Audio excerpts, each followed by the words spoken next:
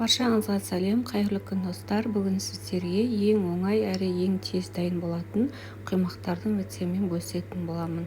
Видеоны толық соңына дейін қарап, менімен бірге болыңыздар. Алдымен ыдысымызға жұмыртқаны жарып салып аламыз.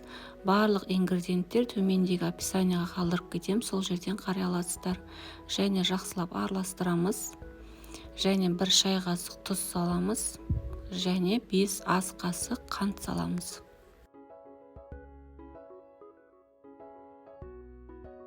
Содан соң қант пен жұмыртқаны жақсылап араластырып аламыз. Енді осының үстіне жылы сүт құямыз. Сүттің барлығын құйып жібермей, бөліп құйып отырамыз. Жақсылап араластырып алғаннан кейін ұнымызды саламыз. Ұнды да електен өткізіп саламыз. Ұнның барлығын құймай, сүт пен ұнды араластыра отыра салып отырамыз.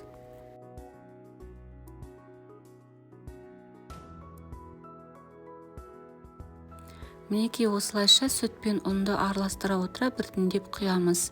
Және достар, сіздердің қолдауларыңыз маған өте қажет.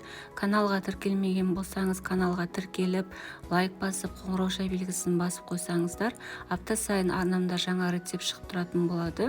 Және достарыңызға, жақындарыңызға осы каналдың сілтемесін жіберіп, осы каналдың дамуына үлестеріңізді қоссаңыздар.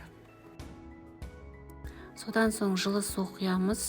Суды да барлығын құйып жібермей, аз-аздан құя отыра араластырамыз.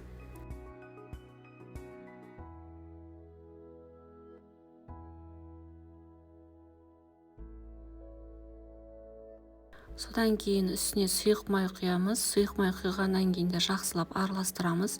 Барлығы жақсылап бірігу қажет. Мінекей біздің құймағымыз осындай сұйық болу қажет. Енді осы құймақтарымызды пісіріп аламыз.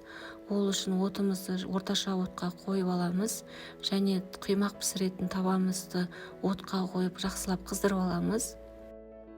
Қызып тұрған табамызға бір ожау құймақты құйып, осылай видеода көрсетілгендей жан-жағына дөңгелетіп аламыз. 1-2 минут өткен соң келесі бетіне ауыстырамыз. Енді піскен құймақтарымызды дайын ыдысымызға салып аламыз.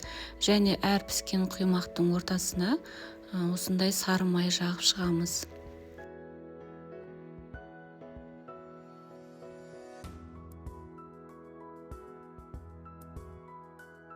Дәл осылай қалған құймақтарымызды да пісіріп аламыз.